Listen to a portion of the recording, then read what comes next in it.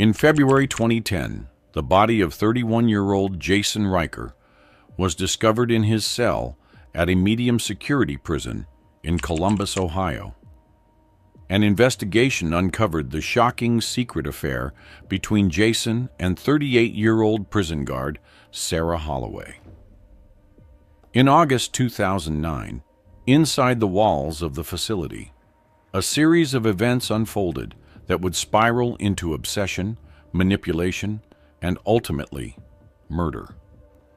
The night of February 13th, 2010, began like any other in the medium security prison in Columbus, Ohio. The air inside the facility was heavy with the usual tension that lingered between the inmates and guards.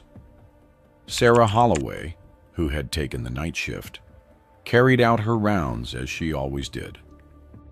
Her colleagues barely noticed the subtle strain in her demeanor, masked by the disciplined professionalism she had perfected over her 12 years of service.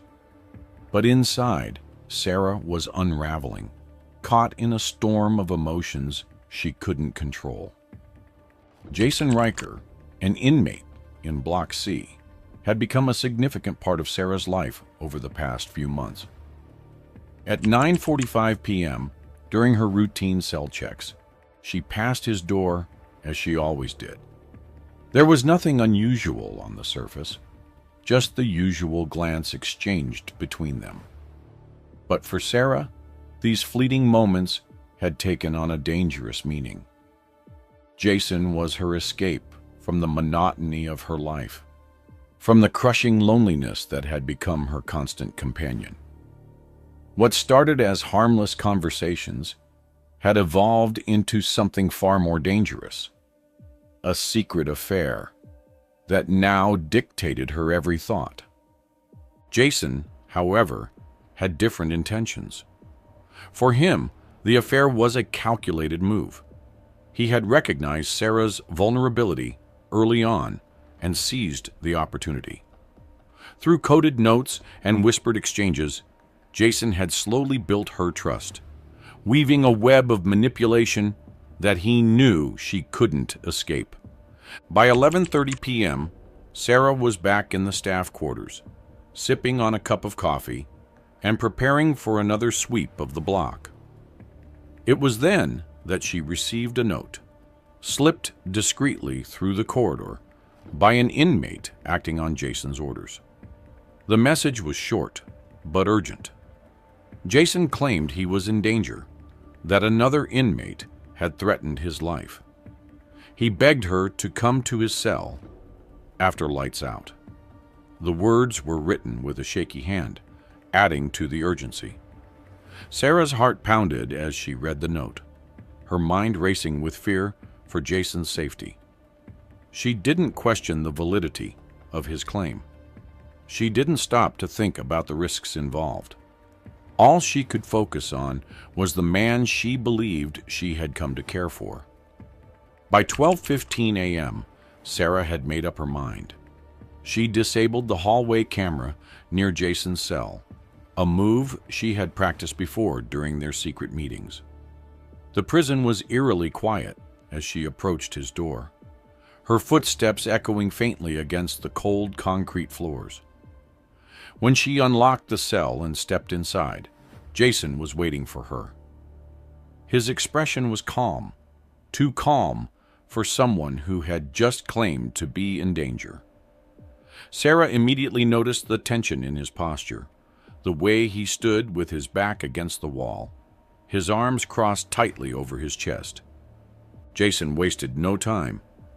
He revealed his true intentions without hesitation, laying out his ultimatum like a predator cornering its prey. "Help him escape," he demanded, or he would expose their affair to the prison authorities. He spoke with calculated precision, listing every piece of evidence he had collected. Letters, notes, and even an item Sarah had once smuggled into the block for him. The coldness in his voice made it clear he wasn't bluffing. Sarah was stunned. The betrayal hit her like a physical blow, She felt the weight of his words pressing down on her, crushing the fragile trust she had built around their relationship. She tried to reason with him, her voice trembling with desperation. But Jason wasn't interested in reasoning. For him, this was a transaction, and Sarah was nothing more than a means to an end. As the confrontation escalated, Jason took a step closer to her, his demeanor turning menacing. His eyes, once so warm and inviting, now bore into her with a chilling detachment. He reached under his mattress and pulled out a makeshift shiv, a piece of sharpened metal wrapped in cloth for grip. He didn't intend to harm her. It was a prop to reinforce his threat. But to Sarah, it was the final push that sent her over the edge. The world seemed to blur around her. Fear, betrayal, and anger surged through her veins, drowning out all rational thought. In the heat of the moment, Sarah lunged at Jason. A struggle ensued, chaotic and desperate. Jason, caught off guard, dropped the shiv, and it clattered to the floor. Without thinking, Sarah grabbed it.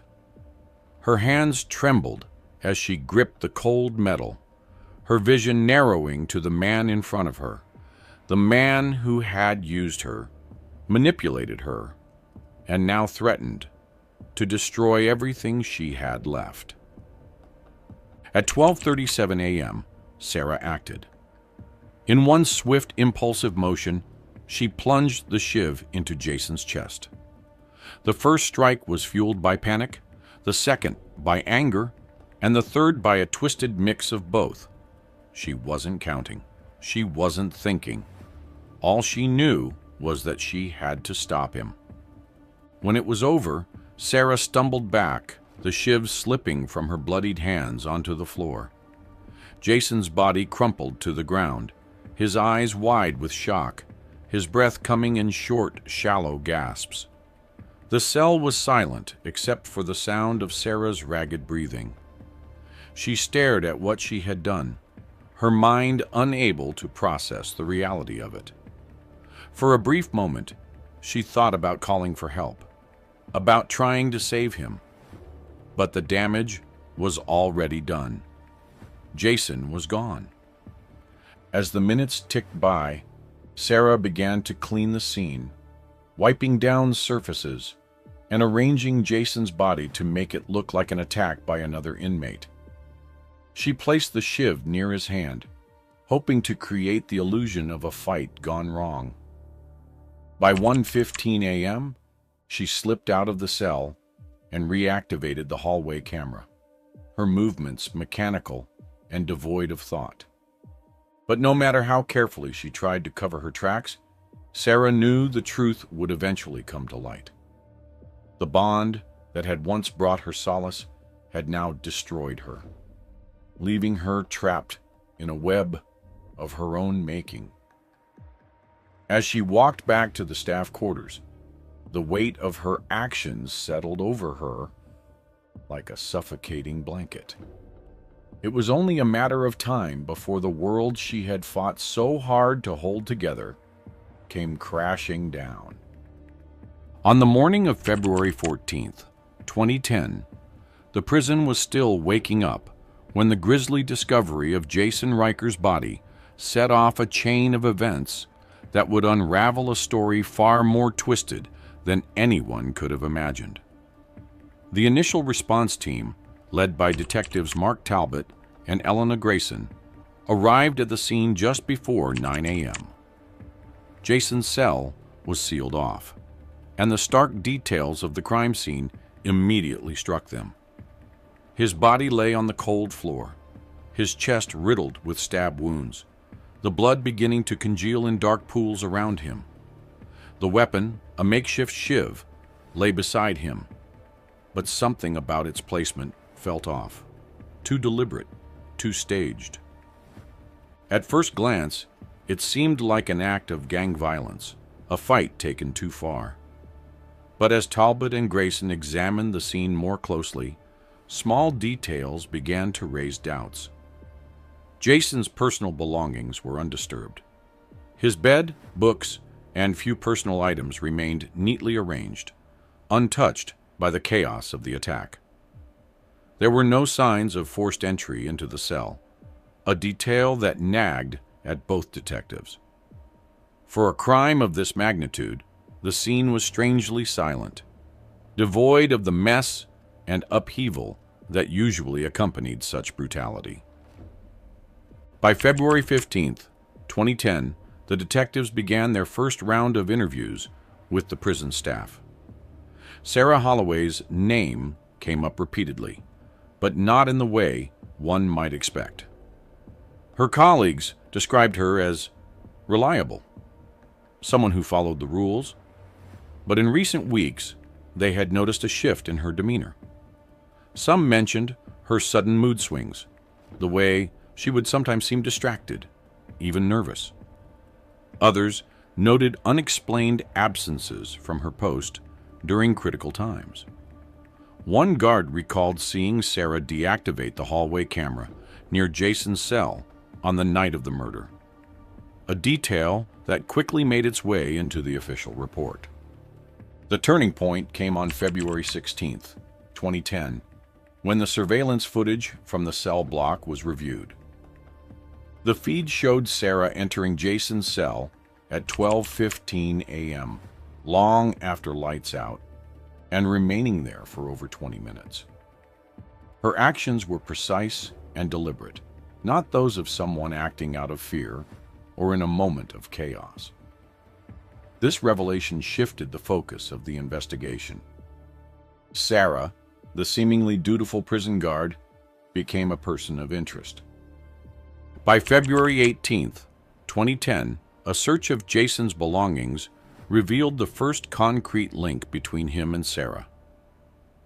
Hidden in a hollowed-out book found beneath Jason's mattress was a collection of letters, handwritten, intimate, and unmistakably from Sarah. Each letter detailed their clandestine meetings, her feelings of loneliness, and her longing for a connection outside the confines of her structured life. Jason's responses, scrawled in the margins, were colder, calculated, often steering the conversation toward his plans for freedom. The discovery painted a picture of an affair steeped in manipulation and desperation. The evidence continued to pile up. Phone call logs showed that Sarah and Jason had been in contact using the prison's monitored lines, speaking in coded language to conceal the nature of their relationship. Forensic experts found traces of Sarah's DNA on Jason's bed frame, further solidifying the connection between the two. The investigation team began to reconstruct the events leading up to the murder, and the emerging picture was one of a woman pushed to her breaking point. On February 20th, 2010, Sarah was brought in for questioning. At first, she maintained her innocence, presenting herself as a professional who had only been doing her job. But as the detectives laid out the evidence, the surveillance footage, the letters, the phone records, her composure began to crack.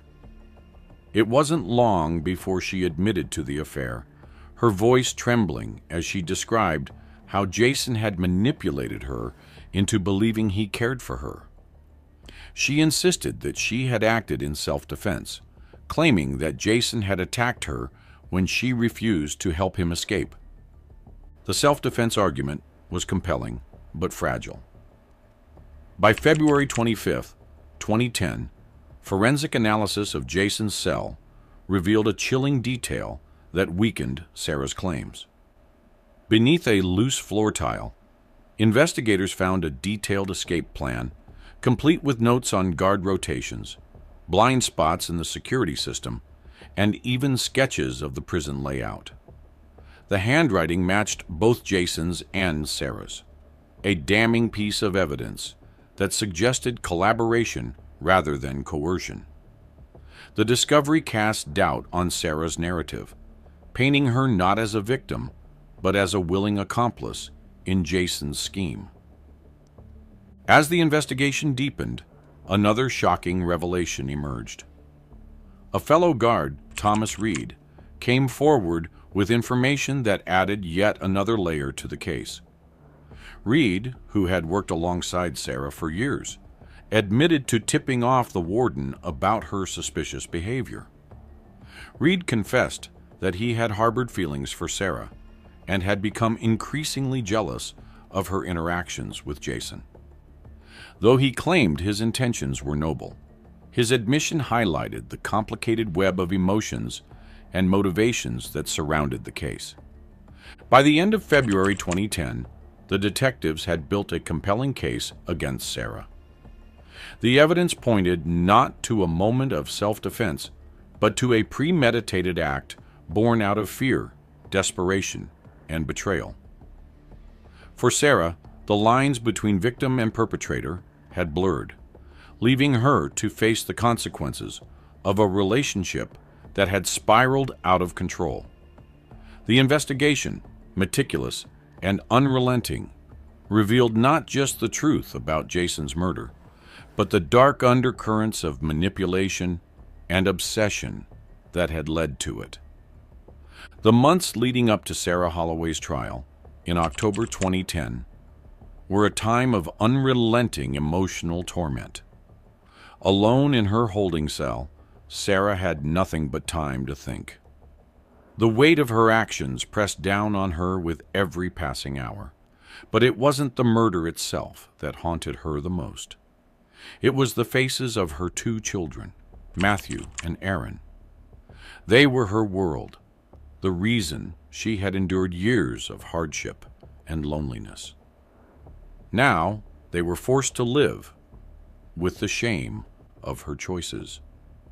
Sarah couldn't stop wondering how her son and daughter were coping, imagining their confusion, their pain, and the questions they must have been too afraid to ask. Flashbacks plagued her nights, vivid memories of the first few times she interacted with Jason Riker. It had started so simply, just short conversations during her rounds. Jason had a way of making her feel seen, a feeling she hadn't experienced in years. He listened, or at least he pretended to, as she shared small bits of her life.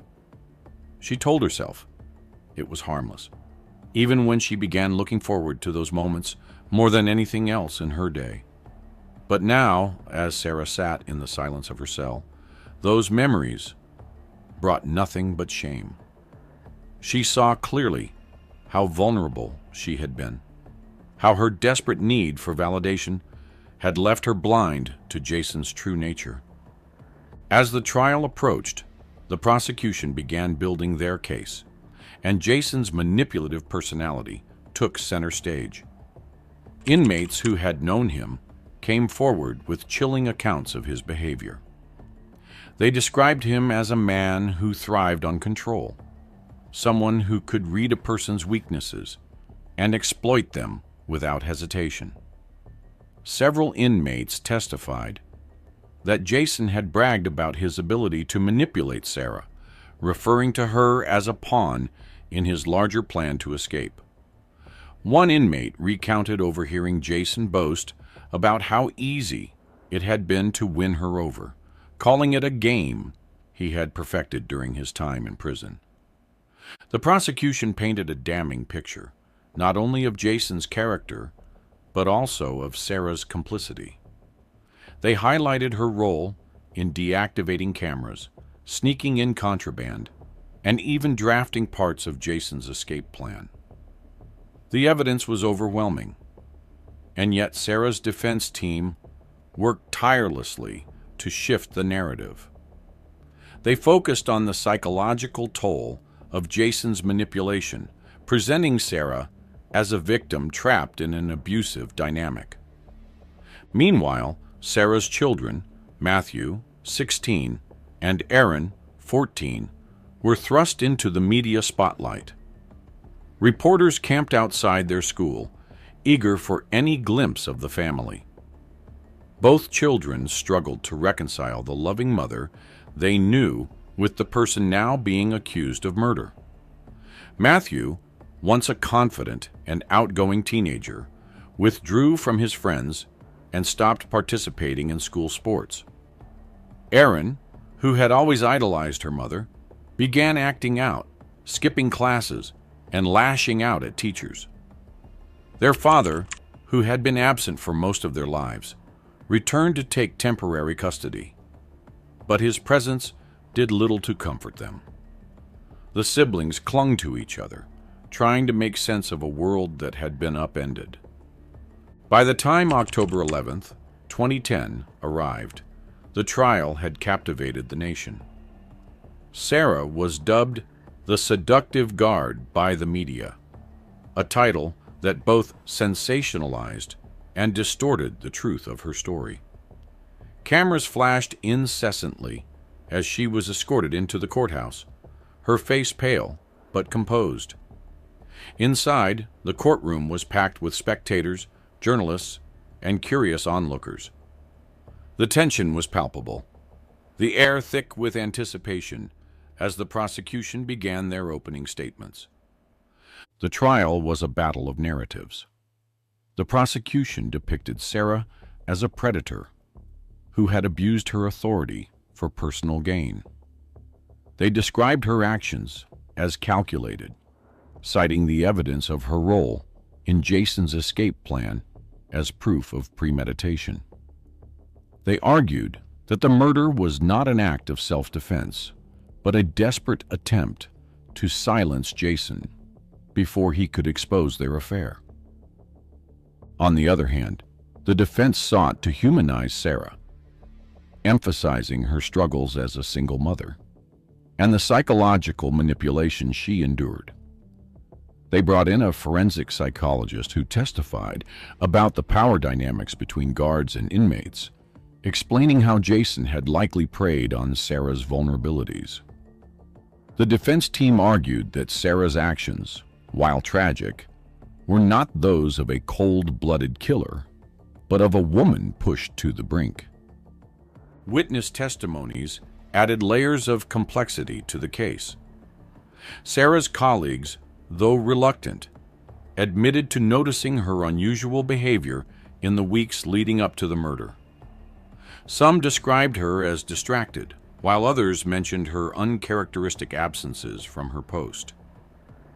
These accounts, combined with the surveillance footage and forensic evidence, painted a picture of a woman caught in a dangerous spiral.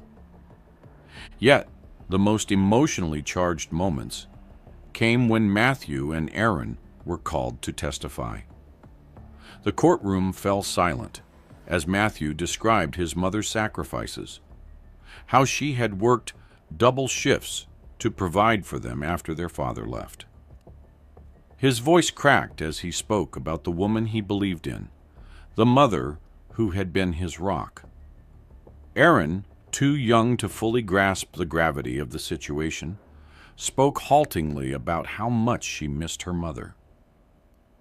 Their words brought many in the courtroom to tears, including members of the jury. As the trial progressed, Sarah's own guilt became increasingly evident. She struggled to meet the eyes of her children when they took the stand, the weight of her choices pressing down on her like a physical burden.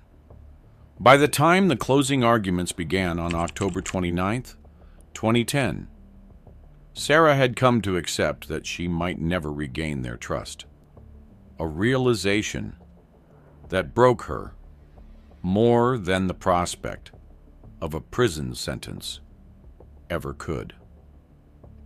In the end, the courtroom became a stage for two competing stories, one of betrayal and manipulation, the other of desperation and vulnerability. The jury was left to decide which version of Sarah Holloway they believed: the guard who had abused her power, or the woman who had been consumed by her own need to be loved. The truth, as always, lay somewhere in between, but for Sarah, the verdict would mark the beginning of a lifetime of reckoning. The courtroom was silent on the morning of October 12, 2011, as the jury filed in to deliver their verdict. Sarah Holloway, wearing a simple blouse and slacks, sat motionless at the defense table. Her hands trembled slightly, resting in her lap, but her face was calm, resigned. The months leading up to this moment had drained her of nearly everything: her energy, her hope, and her connection to the world outside. The weight of the verdict wasn't just about the years she might face behind bars. It was about the confirmation of everything she had lost. When the foreperson read the words "guilty of second-degree murder," there was no gasp from the gallery, no dramatic collapse on Sarah's part. Instead, there was a kind of stillness, as though time itself had paused to acknowledge the gravity of what had just occurred. Sarah nodded faintly, as though she had expected no other outcome. Behind her, she could hear muffled sobs from her teenage daughter, Erin, who clung tightly to her older brother, Matthew. Their father sat stiffly beside them, his face a mask of indifference. The sentencing, announced later that afternoon, added to the finality of it all: 25 years in prison, with the possibility of parole after 18 years. Sarah's face remained expressionless as the judge delivered the sentence, but inside, a torrent of emotions raged. Regret, shame, and a strange sense of relief all collided.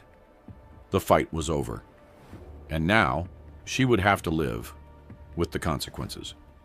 On October 25, 2011, Sarah was transferred to the Ohio Reformatory for Women. The ride to the facility was quiet, the sound of the tires on the highway the only noise breaking the silence.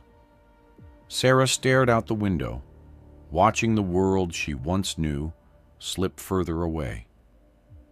She thought of her children, now living with their father in another state. She wondered if they would visit her, or if the shame of her actions would eventually create a distance too wide to bridge.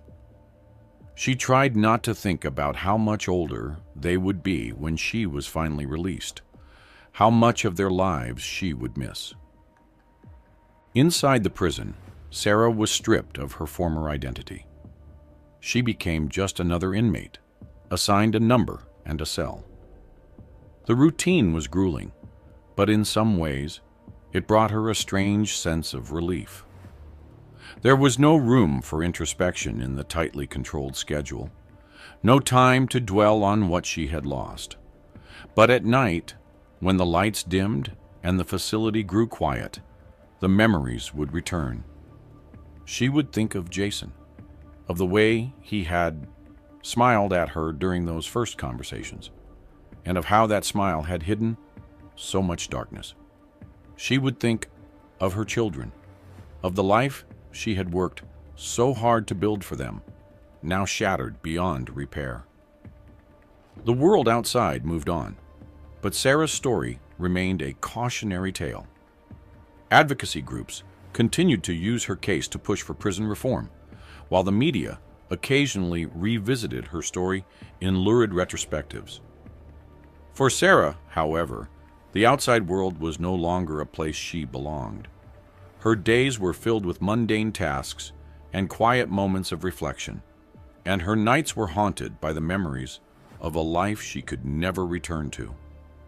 Sarah's final words to the journalist, spoken during that last interview, echoed in the minds of those who had followed her story. "I wanted to feel alive. Instead, I lost everything." It was a sentiment that captured the tragic irony of her journey, a search for connection and meaning that had led only to loss and regret. For those who knew her, it was a reminder of the fragility of human choices and the devastating consequences that could follow a single moment of weakness. Don't forget to like and subscribe so you never miss our updates. If you thought this case was shocking, you won't believe. The wife who buried her husband in the backyard and married another man on his grave. Check it out now and share your thoughts in the comments.